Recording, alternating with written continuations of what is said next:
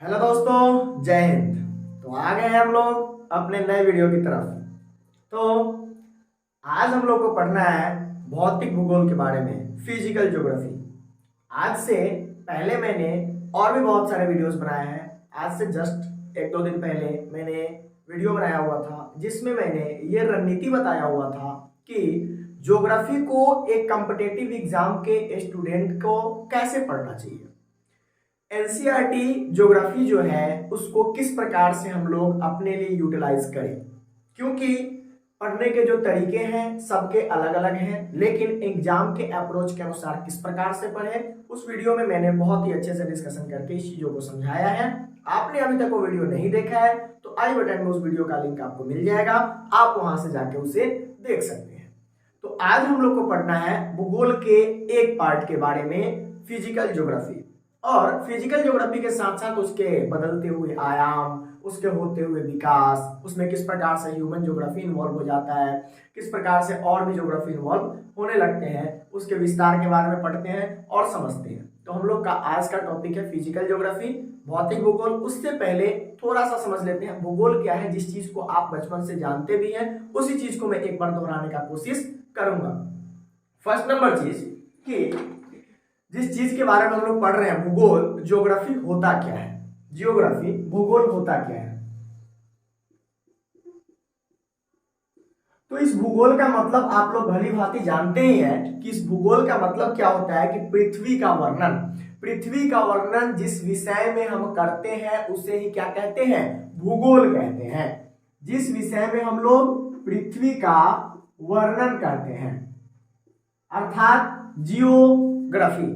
जियो अर्थात पृथ्वी, ग्राफस अर्थात वर्णन। जिस विषय में हम लोग पृथ्वी के बारे में वर्णन करते हैं उस विषय को क्या कहते हैं, भूगोल कहते हैं। परंतु भूगोल सिर्फ इतना ही बातों से संपूर्णता जानकारी नहीं मिलती है भूगोल के बारे में। तो इस बातों के जरा विस्तार को समझते हैं। पृथ्वी का वर्णन जो दिया है तो पृथ्वी का किस प्रकार का वर्णन, कैसे कैसे वर्णन, तो इसके बारे में जरा समझते हैं। इसके अनेकों वर्णन हैं जिसमें हम लोग आज समझने वाले हैं भौतिक वर्णन के बारे में, इसके भौतिक चीजों के बारे में। तो आज हम लोग पढ़ेंगे क्या, भौतिक भूगोल के बारे में। तो जरा सा समझते हैं कि भौतिक भूगोल होता क्या है।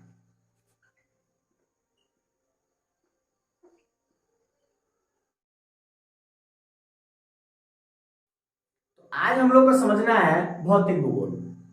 तो ये भौतिक भूगोल होता क्या है और इस भौतिक भूगोल की हम पहचान कैसे करेंगे। तो आपको मैं सिंपल सा चीज बताता हूं भौतिक भूगोल की पहचान। भौतिक भूगोल का जो पहचान है, किसी भी चीज, जिस चीज को आप क्या कर सकते हो, छू सकते हो, जिस चीज को आप टच कर सकते हो, जिस चीज को आप देख सकते हो। एंड बहुत सारी केसेस में ऐसा होता है जिस चीज को आप फील कर सकते हो, ऐसे चीजों को क्या बोलते हैं, भौतिक भूगोल। ये सारी चीजें क्या होती है, भौतिक भूगोल के अंतर्गत आती है। अब यहां पे आता है कि भौतिक भूगोल का पहचान मनुष्य ने कैसे किया और किस आधार पर किया और उसका विकास कैसे हुआ। तो इसके विकास को जरा समझते हैं भौतिक भूगोल का। तो क्या होता है कि आप कभी भी अपने घर से बाहर निकलते ही होंगे, डेली बेसिस पे निकलते होंगे और आप इस चीज को देखते भी होंगे। परंतु आज उस चीज को देखते हैं भूगोल की नजर से और इसको समझने का प्रयास करते हैं। आप जब अपने घर से बाहर निकलते हो तो आपको कभी भी धरती इस तरह से प्लेन नहीं दिखाई देती। जो पृथ्वी होती है वह इस तरह से प्लेन नहीं दिखाई देती है। इसके ये प्लेन होने के साथ साथ और भी क्या होती है, जैसे कि कुछ जगहों पे धरती प्लेन है, उसके बाद में आप देखोगे कि कुछ जगहों पे क्या होती है, धरती उठी हुई होती है, कुछ जगह पे वह क्या होती है, धंसी हुई होती है, कुछ जगहों पे क्या होती है, ऐसे होती है, कुछ जगहों पे क्या होती है, वह एक तरह से बेसिन की तरह होती है, कुछ जगह पे धरती क्या होती है, उठी हुई होती है। तो ये अलग अलग जो प्रकार हैं, इस चीज को आपने देखा कि जिसे देखा जा सकता है, और ये जो है देखने के साथ साथ इसे छुआ जा सकता है। और ये जो छूना और देखना है, तो इससे मैंने बोला कि भौतिक भूगोल ये अलग अलग प्रकार है इसके। तो ये सब क्या है? सबसे पहले मनुष्य ने पूछा कि ये जो प्लेन जो दिखाई दिया, इस प्लेन के साथ में आपको जो दिखाई दिया, यहाँ पे प्लेन दिखाई दिया, यहाँ पे कुछ उठा हुआ भाग दिखाई दिया, यहाँ पे कुछ गहरा भाग दिखाई दिया, यहाँ पे इस प्रकार से भाग दिखाई दिया, यहाँ पे बेसिन की तरह दिखाई दिया, यहाँ पे उठा हुआ भाग दिखाई दिया, ये सब क्या है? सबसे पहले सवाल क्या है का आता है। तो क्या है का जब सवाल आता है तो मनुष्य जब इससे पूछता है तब ये पता चलता है कि ये जो है भाग जो है यह सब लैंड फॉर्म्स है, भू आकृतियां हैं। ये सब क्या है? लैंड फॉर्म्स है, लैंड फॉर्म्स।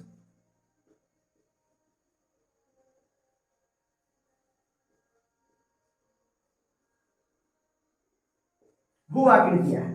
तो ये जो भू आकृतियां हैं इसके बारे में हमने समझा कि ये जो अलग अलग प्रकार के जो उठे हुए भाग, गहरे भाग जो दिखाई दे रहे हैं सब भू आकृतियां हैं। और उसके बाद में जब भू आकृतियों के बारे में जब समझेंगे तो इसको हमने क्या किया कि इसको अच्छे तरीके से समझने और जानने के लिए अलग अलग विषय को इसको समझने के लिए इसके गुण क्या है, इसके अवगुण क्या है, या पृथ्वी पे बना कैसे, इसका विनाश कैसे होगा, इन सारे चीजों को जानने और समझने के लिए क्या किए, इसका हम लोगों ने वर्गीकरण कर दिया। अब इसका वर्गीकरण करके क्या किया, इसको पहाड़ बोल दिया, इस प्रकार की चीजों को पठार बोल दिया, है ना। इसका वर्गीकरण अलग अलग आधार पे हमने कर दिया। तो इसका हमने पहला नंबर चीज इसका क्लासिफिकेशन कर दिया, इसका वर्गीकरण कर दिया।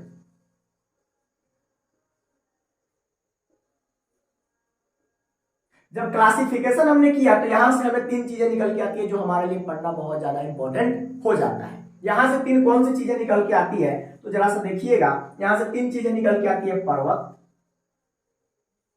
दूसरा नंबर चीजें पठार, तीसरा नंबर चीजें मैदान। तो इसके वर्गीकरण करने के बाद में हमें बहुत सारी जो चीजें दिखाई देती है उसमें तीन चीजें महत्वपूर्ण, पर्वत, पठार और मैदान। इन चीजों के बारे में हमें पढ़ना और समझना है। तो यहां पे हम यहां पे बताया, आपको एक चीज बताया, भू आकृतियां। तो भू आकृतियों की पहचान किस प्रकार से हम करेंगे कि भू आकृतियां होती कैसे। तो भू आकृतियों की पहचान से पहले समझते हैं भू दृश्य के बारे में। ये भू दृश्य होते क्या है?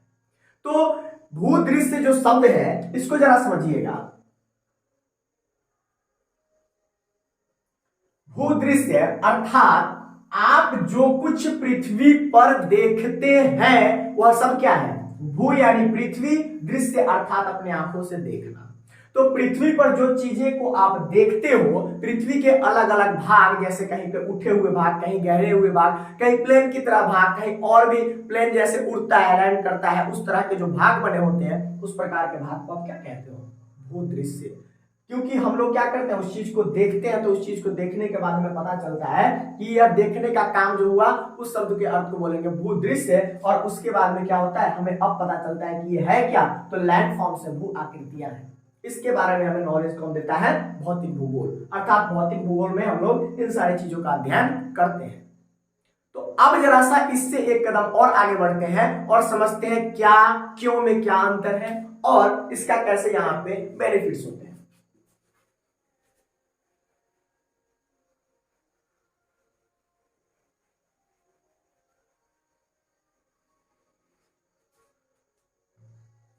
यहां पे एक शब्द हम लोग समझते हैं कि सबसे पहले ह्यूमन जो होता है जब अपना विकास करता है, तो भूगोल में आपको मैंने बताया था कि इंसान का जब विकास होता है, आपने अगर वो वीडियो नहीं देखा है तो आई बटन में उसके लिंक मिलेंगे, आप जाके उसको देख सकते हैं कि भूगोल का विकास का कानून मुकम के बारे में मैंने पार्ट बाय पार्ट करके लगभग 5 वीडियोस बनाए हैं। आप उसको जाके देख सकते हैं, तो भूगोल के विकास के बारे में आपको पता चलेगा। जो क्रोनोलॉजी है वो आपको यहाँ पे समझने में बहुत मदद करेगा। तो आते हैं सबसे पहले, जब मनुष्य का जब जन्म होता है तो इस चीजों के बारे में जब वो समझता है तो प्रश्न करता है कि ये जो उठे हुए भाग है, गहरे भाग है, जो भी आपको मैंने दिखाया, ये इस प्रकार से जो भाग है, ये जो दिखाई दे रहे हैं, ये जो प्लेन्स है, ये जो है, ये जो अलग अलग जो भाग जो हमें दिखाई दे रहे हैं, ये सब क्या है। तो जब क्या का सवाल पूछता है, व्हाट का जब क्वेश्चन जब करता है, तब उसे पता चलता है कि ये क्या है। ये जब क्या का सवाल किसी भी स्टेप में हम लोग पूछते हैं तो ये क्या होता है? First step of logic.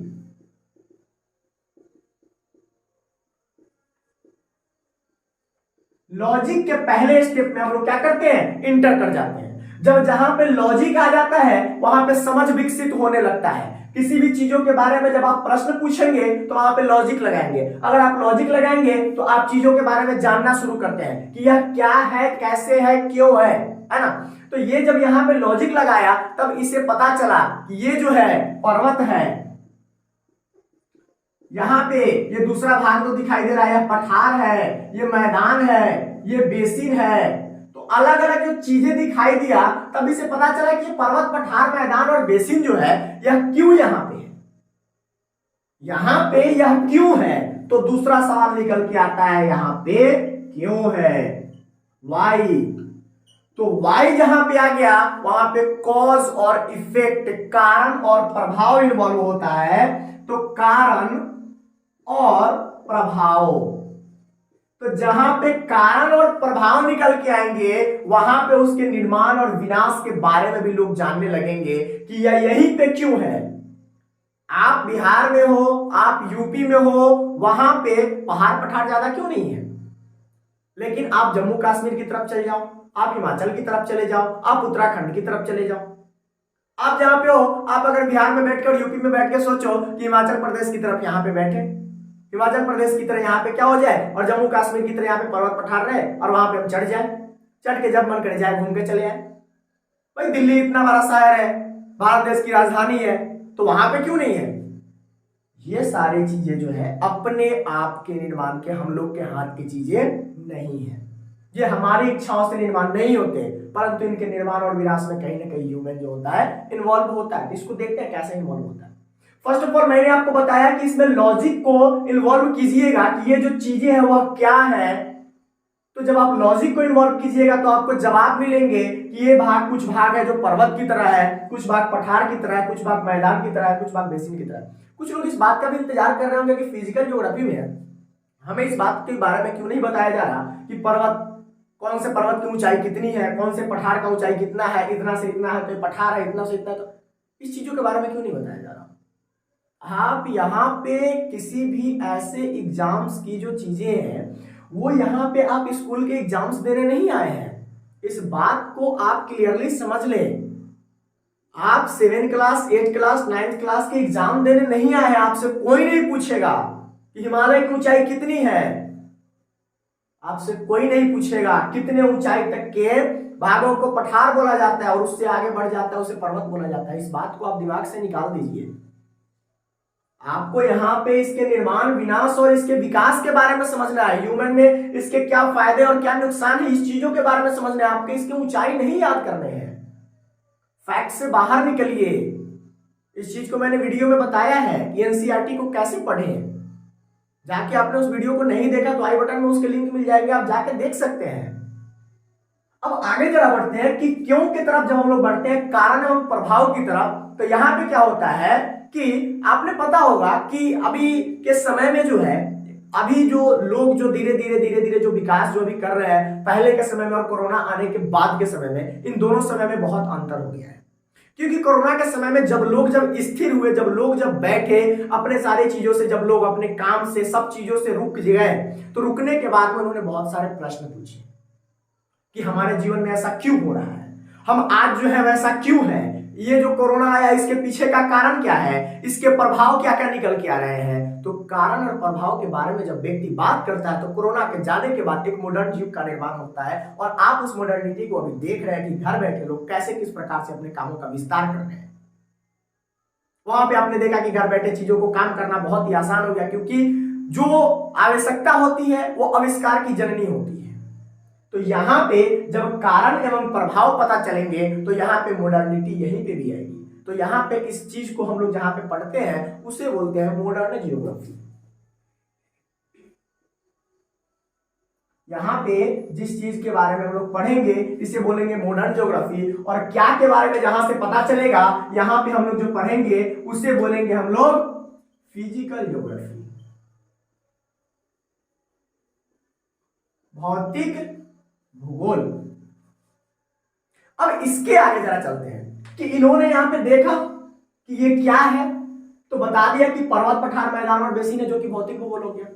यह यहां पे क्यों है, तो इस क्यों का अध्ययन करेंगे, इसका निर्माण यहीं पे क्यों हुआ, इसका विनाश कब होगा, किस प्रकार से इसका विनाश होगा, इसका हमारे जीवन पर क्या क्या प्रभाव है, क्या अच्छे प्रभाव है, क्या बुरे प्रभाव है।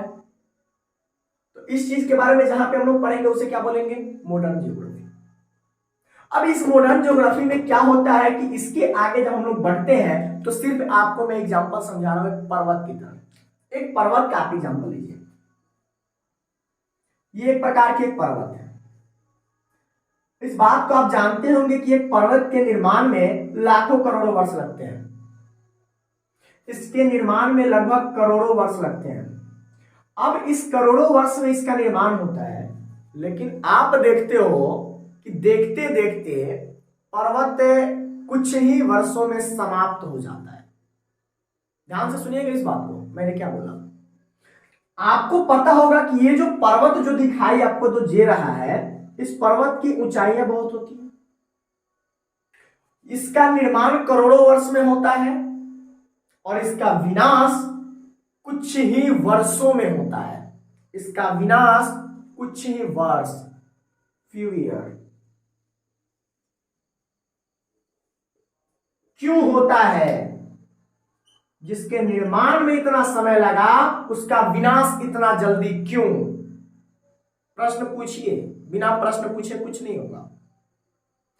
यहां पे जब निर्माण हुआ तो आपने देखा कि करोड़ों वर्ष का समय लगा, लेकिन जब विनाश की बात है तो कुछ ही वर्षों में इसका विनाश हो जाता है। इसका एक ही वजह है, वह है ह्यूमन, हम और आप, इंसान। कैसे होता है इंसान के द्वारा इसका विनाश, देखते हैं। ह्यूमन जो है, सबसे पहले ह्यूमन को थोड़ा समझते हैं कि ह्यूमन कौन है और ह्यूमन क्या है। ह्यूमन जो है एक प्रकार का कॉम्प्लेक्स चीज है, वो बहुत कॉम्प्लेक्स है। ह्यूमन जिसे आप देख रहे हो यह बहुत ही ज्यादा कॉम्प्लेक्स है। ये मनमाने ढंग से काम करता है। इसे जहां मन करता है वहां पे जाके इन्वॉल्व हो जाता है। किसी भी चीज का निर्माण भी कर सकता है और इसका विनाश भी कर सकता है। प्राकृतिक चीजों का निर्माण नहीं करता लेकिन विनाश करने का हक रखता है। इसीलिए प्राकृतिक के दोहन में सबसे ज्यादा इसी की भूमिका है। अब मैंने आपको यहां पे बताया कि इस पर्वत और पठार के निर्माण में करोड़ों वर्ष लगे, जबकि विनाश में कुछ ही ईयर लगे। इसमें ह्यूमन इन्वॉल्व हुआ। कैसे इन्वॉल्व हुआ, इस चीज को जरा समझते हैं। मैंने आपको बताया कि ह्यूमन जो है एक कॉम्प्लेक्स चीज है। ये कॉम्प्लेक्स इतना इसलिए कॉम्प्लेक्स है कि ये जो है किसी भी चीज का विनाश करने में एकदम ताजुब रहता है, क्योंकि इसकी जो जरूरतें होती है वो प्रकृति के विनाश और निर्माण को नहीं देखती, ये स्वयं के स्वार्थ को देखती है। यहां पे आपने सुना होगा आज के समय में खनन माफिया के बारे में आपने बहुत ही ज्यादा न्यूज में पढ़ा होगा। तो खनन की वजह से पहाड़ों को तोड़ना है, घर बनाना है। यहां पे सबसे पहले लोग क्या करते हैं, मैंने पैसे कमा लिए, मुझे घर बनाने हैं। पैसे आपके हैं, आप घर बनाओ, कोई दिक्कत नहीं है, किसी को भी कोई दिक्कत नहीं होगा। आपको क्या करनी है, अब यहां पे जब आप घर बना रहे हो तो इस बारे में थोड़ा सा यह चर्चा जो होती है कि आपके लिए तो एक छोटा सा निर्माण करना है। आपने सोच लिया कि आपके घर में कुछ सेफ्टी जो है, गिट्टी लगेंगे, कुछ बालू लगेंगे और आपके घर निर्माण होंगे। लेकिन जो बड़े बड़े जो निर्माण जो देश में हो रहे हैं वह कहां से हो रहे हैं, कैसे हो रहे हैं? क्या बड़े बड़े निर्माण में पत्थरों की आवश्यकता नहीं होती है? क्या आपके पास है उतने पत्थर? कहां से लाओगे उतने पत्थर? तो बड़े बड़े निर्माण में पत्थरों की जो आवश्यकता है वो खनन के द्वारा आता है। और यह खनन कानूनी तौर पे हो तो ठीक है, लेकिन कानून से अलग हटके हो तो यह बहुत ही ज्यादा गलत है। इसके बारे में आप विशेष से पढ़ेंगे। इसके बारे में आपको करंट में भी चीजों को पढ़ना है। करंट की चीजों को जब स्टैटिक चीजों से हम लोग जोड़ के पढ़ते हैं उसे बोलते हैं डायनेमिक चीजें। डायनेमिक अध्ययन बताऊंगा मैं अगले वीडियो में, बताऊंगा कि ज्योग्राफी का डायनेमिक अध्ययन कैसे करते हैं। उसका जो गतिशील विषय है उसको एक गतिशील विषय के रूप में कैसे चीजों को पढ़ते हैं। आज हम लोग कुछ स्टैटिक चीजें पढ़ रहे हैं, लेकिन यहीं से आपका गतिशील विषय आ गया, जबकि भूगोल जो है गतिशील विषय है। अभी थोड़ी देर में बात बताऊंगा। इस पर्वत में क्या हुआ कि खनन किया। किसने खनन किया?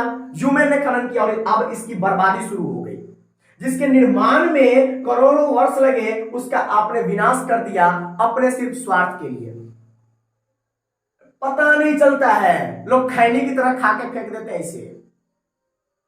चंद मिनटों में लोग खैनी को मल के और फेंक देते हैं ना, उस प्रकार से यहाँ पे पहाड़ों के साथ हो रहा है, पर्वतों के साथ हो रहा है, पठारों के साथ खनन के द्वारा।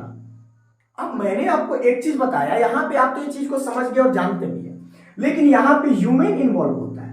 अब इस ह्यूमन के इन्वॉल्वमेंट को देखते हैं कि क्या प्रभाव पड़ता है ह्यूमन के इन्वॉल्वमेंट का। तो ह्यूमन का जो इन्वॉल्वमेंट होता है, तो ये जो इन्वॉल्वमेंट जो है वह आपको क्या क्या चीजें बताती है। ये जब आता है तो अपने इस ज्योग्राफी में कुछ ना कुछ परिवर्तन लाता है, तो यह ज्योग्राफी को प्रभावित करता है, इस पे प्रभाव डालता है। जब इस पे ये प्रभाव डालेगा तो ऐसे जो यहां से रिजल्ट जो निकल के आएंगे, इससे बोलेंगे ह्यूमन बेस्ड ज्योग्राफी, और इसे ये भी बोलते हैं एंथ्रो बेस्ड ज्योग्राफी दूसरे भाषा में। ये ह्यूमन बेस्ड ज्योग्राफी और एंथ्रो बेस्ड ज्योग्राफी। अब यहां से मैंने आपको एक पहला पॉइंट बताया था फिजिकल ज्योग्राफी। क्या पूछा तो फिजिकल ज्योग्राफी आया, व्हाट का जब सवाल आया। अब वहीं से उस क्या से क्यों पे गया तो मॉडर्न ज्योग्राफी आया, और मॉडर्न ज्योग्राफी में जब ह्यूमन इन्वॉल्व करता है तो आपने देखा अभी तीसरा भूगोल है ह्यूमन बेस्ड ज्योग्राफी। प्रत्येक चीजें एक दूसरे से जुड़ी हुई है, उसके अध्ययन को समझना पड़ेगा।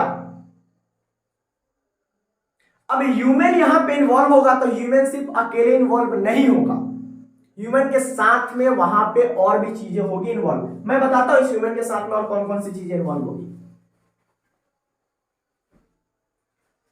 इस ह्यूमन को आपने देखा, अब देखिएगा इस ह्यूमन के साथ जब ये ह्यूमन आया, अकेले नहीं आएगा।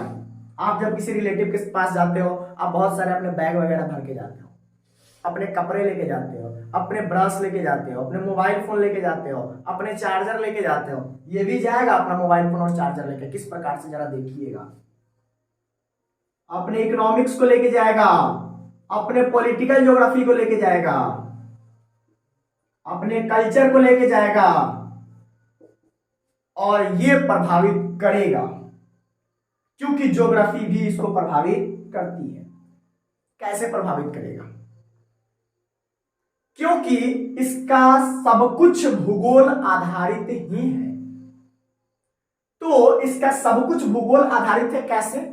यह कमाएगा क्या, इसकी राजनीति व्यवस्था किस प्रकार से होगी, इसका रहना सहना खाना पीना पहनावा ओढ़ावा सब कुछ भूगोल पे आधारित होगी। किस प्रकार से मैं आपको एग्जांपल देकर समझाता हूं। एक बर्फीला इलाका चले जाओ, बर्फीले इलाके में, और जब आप बर्फीले इलाके में जाते हो तो आप वहां पे देखते हो कि वहां पे वृक्ष का जो प्रकार होता है और वृक्ष का प्रकार शंकुआधारी होता है।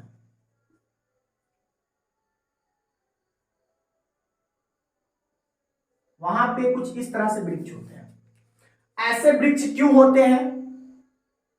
तो ऐसे वृक्ष जो होते हैं बर्फीले इलाके में, जब इस पे बर्फ पड़ेंगे तो वह क्या होंगे, ढल के गिर जाएंगे, इसलिए इस प्रकार से वृक्ष होते हैं। किया ना यहाँ पे इसके रहने सहने को प्रभावित, इसके खाने पीने को प्रभावित, इसके जीवन को। आगे इसके अगले पॉइंट को देखते हैं। इसका जो घर होगा वो भी इसी प्रकार से होगा, क्योंकि बर्फीले इलाके में जब बर्फबारी जब होते हैं तो घर को प्रभावित ना करे और निकल जाए, इस प्रकार से घर होंगे। और ये खाएंगे क्या? अधिकतर इनके जो जीवन में जो उपयोग होता है वो याक का दूध होता है। अब बातों को समझना आप जरा मेरी। यहां पे बर्फीले इलाके बर्फीले किसकी वजह से? भूगोल की वजह से, ज्योग्राफी की वजह से। जब ज्योग्राफी की वजह से बर्फीले इलाके, तो यहां पे शंकुधारी पेड़ किसकी वजह से? ज्योग्राफी की वजह से।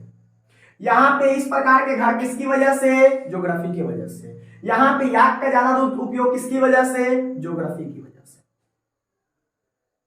अगले नंबर जगह की आप देखते हैं, मैदानी इलाके में जब आप आते हैं तब क्या होता है? यहां पे सदाबहार वन की तरफ जाते हैं, यहां पे पतझड़ वन की, यहां पे आपने देखा सदाबहार, हमेशा सदाबहार वहां पे बने रहते हैं। लेकिन यहाँ पे जब आप अपने मैदान में पतझड़ बनाते हैं, यहाँ पे सूखते भी हैं पत्ते, यहाँ पे फिर नए हरे पत्ते भी निकलते हैं। तो यहाँ पे पेड़ों की क्या होती है स्ट्रक्चर, इस प्रकार से कुछ होता है, पेड़ जो है इस प्रकार से कुछ होता है।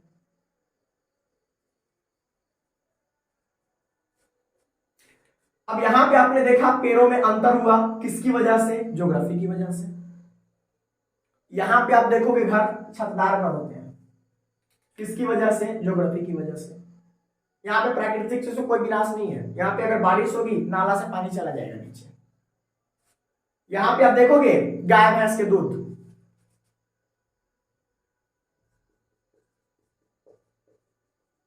अधिकतर उपयोग होते हैं गाय भैंस के दूध। तो यहाँ पे आपने देखा गाय भैंस यहाँ पे क्यों नहीं, यहाँ पे क्यों, गाय भैंस यहाँ पे जाएंगे तो इतने ठंड में ये नहीं सरवाइव कर पाएंगे, ये मर जाएंगे। तो इस परिस्थिति में यहाँ पे रहेंगे। इन सब पे प्रभाव किसका है, ह्यूमन का है, सॉरी ज्योग्राफी का है। और ज्योग्राफी पे प्रभाव किसका है, ह्यूमन का है। सब एक दूसरे से रिलेटेड है। तो इसको बोलते हैं ह्यूमन एनवायरमेंटल ज्योग्राफी। इन सारे चीजों का जब आप अध्ययन करते हैं इसे बोलते हैं ह्यूमन एनवायरमेंटल ज्योग्राफी। अब ह्यूमन एनवायरमेंटल ज्योग्राफी को हम लोग समझें। तो ये जो चीजें आपने एक एक करके देखा, समझा, और जहां जहां ह्यूमन इन्वॉल्व होगा वहां पे कुछ ना कुछ परिवर्तन आएंगे, क्योंकि ह्यूमन जो है एक कॉम्प्लेक्स चीज है। ये अपने साथ बहुत सारे तरह के अलग अलग कामों को करेगा। अब ये जो यहां पे आपने देखा, ज्योग्राफी में आपने देखा कि ये कैसे एक एक चीजें आपस में जुड़ते चली जा रही है, एक से एक। इसीलिए इसे बोलते हैं, एक विषय का सिर्फ ये ज्ञान नहीं है, भूगोल जो है एक अंतर विषयक ज्ञान है।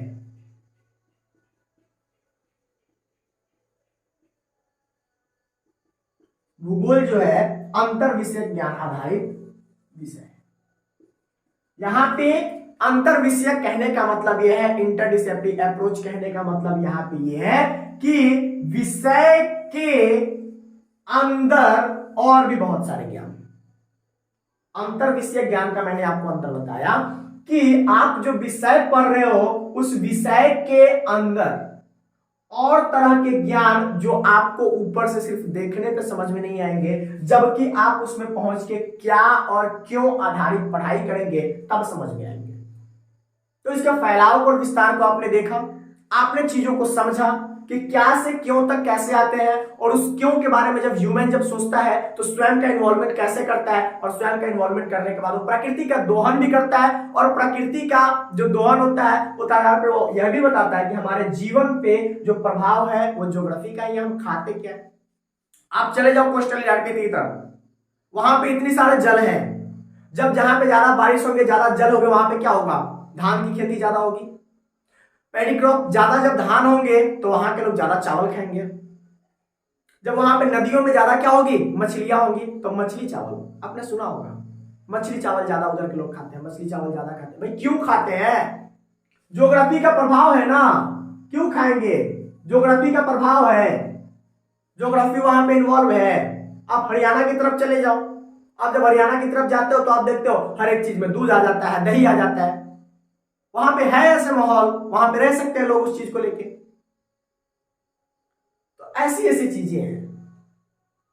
तो प्रत्येक चीजों में आपको मैंने पहले ही बताया, हमारे रहने सहने खाने पीने। अब अभी इस समय में आप गर्मी के दिन में जाओ, ठंडे के दिनों में जाओ, अब जम्मू कश्मीर की तरफ जाओ, तो जम्मू कश्मीर में जाने की तरफ आपको क्या पता चलेगा, हर समय वहां पे स्वेटर और जैकेट लगा के रहने हैं। आप अभी बैठ के कहीं, आप बिहार में यूपी में पढ़ाई कर रहे होंगे तो अब ठंड के मौसम शुरू की तरफ आ रहे हैं, जबकि वहां पे आप जाते तो प्रत्येक समय आपको हर समय क्या करने हैं, पहन के रहने। तो ये सब चीजें होती है जिसमें ज्योग्राफी का बहुत बड़ा प्रभाव है। तो हमने बहुत सारी चीजों को देखा, समझने का कोशिश किया।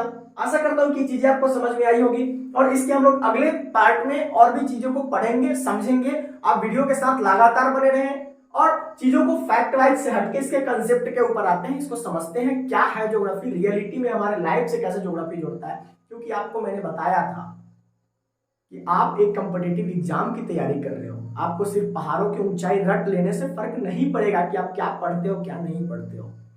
आप अपने लाइफ में जोड़ के चीजों को कैसे समझ रहे हो कि ज्योग्राफी का हमारे जीवन में क्या फायदा है, क्या नुकसान है। हम अपने जीवन में किए जा रहे कामों से किस प्रकार से ज्योग्राफी को फायदा पहुंचा सकते हैं और कहां कहां नुकसान पहुंचा रहे हैं। क्या जरूरत है अपने जीवन में सुधार करने का जहां पे हम ज्योग्राफी को नुकसान पहुंचा रहे हैं। क्योंकि प्रकृति का दोहन अगर आप कीजिएगा तो प्रकृति भी आपका दोहन करेगी। ये बूमरैंग इफेक्ट है। आप जो फेंकोगे ब्रह्मांड को वही एनर्जी आपके पास रिटर्न रहेगा। तो कैसे हम ब्रह्मांड को कुछ सही दे, कैसे इस प्रकृति को हम सही दे और आज तक जो देते आए हैं उसमें गलतियां क्या है, इस चीज को आपको पढ़ना और समझना होगा। तो हम लोग अच्छे तरीके से अच्छे चीजों को पढ़ेंगे। एनसीईआरटी बेस्ड हम लोग फिजिकल ज्योग्राफी का अध्ययन करेंगे, उसके साथ साथ इसके अनेक पार्ट का हम लोग अध्ययन करेंगे। पिछले वीडियो में मैंने बताया था इसके अनेकों पार्ट के बारे में, और इसका एक प्रकार के अंतर विषय ज्ञान के रूप में अध्ययन करेंगे। इसके अंदर जितने भी पन्ने खुलेंगे उसको खोलते जाएंगे, पढ़ते जाएंगे, समझते जाएंगे। तो आज का वीडियो अगर आपको इस चीज को समझने में, फिजिकल ज्योग्राफी को जानने में, उसके प्रभाव को जानने में अगर आपको मदद किया हो तो वीडियो को लाइक करें और इसको शेयर जरूर करें ताकि और लोग भी इस चीज से जुड़ सकें और इस मुहिम का हिस्सा बन चुके। और चैनल को क्या करें, सब्सक्राइब करें, क्योंकि वीडियोस जो होंगे आपको डेली बेसिस पे मिलते जाएंगे। वीडियो में अंत तक बने रहने के लिए बहुत बहुत धन्यवाद। जय हिंद।